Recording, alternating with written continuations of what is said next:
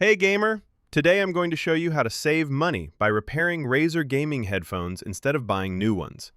If your Razer Kraken Pro V2 cable looks old and ugly, or if one or both sides have stopped working, this video is for you.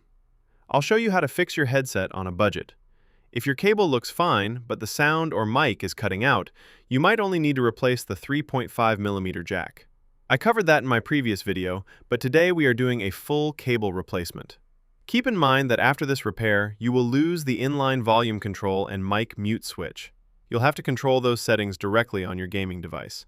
First, buy a new 4-pole replacement cable if you want the mic to work, or a 3-pole cable if you only use them for audio. The best part? You can choose exactly how long you want your new cable to be. You can find links to the cables in the description. Start by removing the earpad cushions by rotate. Then, unscrew all the screws and carefully open the headphone housing. Be very gentle so you don't snap the internal wires.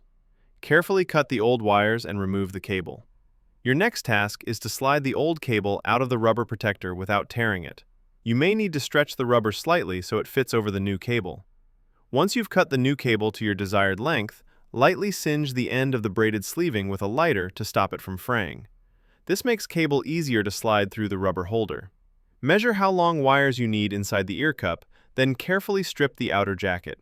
Be extra careful not to damage the thin internal wires. Then check wire length. Use a drop of superglue to secure the cable inside the rubber holder. This prevents the cable from being pulled out, ensuring the repair lasts for years. Now, prep the wires for soldering by tinning all the ends with solder. This makes the connection much easier. Next, use a multimeter to identify which color corresponds to left, right, ground, and mic.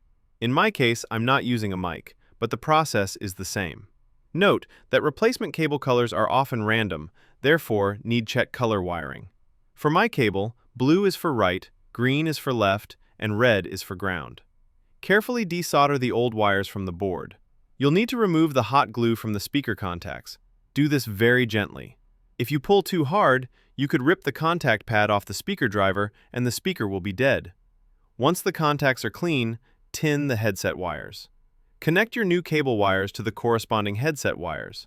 Solder the new ground wire to the right channel ground wire, then new cable right plus wire to headset right plus wire, then new cable left plus to the speaker plus, and the common both ground rus to left speaker ground. If you are keeping the mic, solder the new mic plus wire to the headset's mic plus wire and the mic ground to the common ground. Once everything is soldered, wrap the connections in a small piece of electrical tape to prevent a short circuit.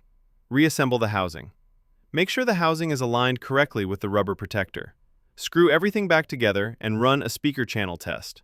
I've linked a test clip in the description. Cool! The sound is back in both ears and I can get back to gaming. Pop the ear pad back on, and you've successfully finished your Razer Kraken Pro V2 repair. In my next video, I'll show you how to replace these old, gross ear pads and how to save a headband that looks worse than a wrinkled old raisin. But for now, have a great day and good luck with your repairs.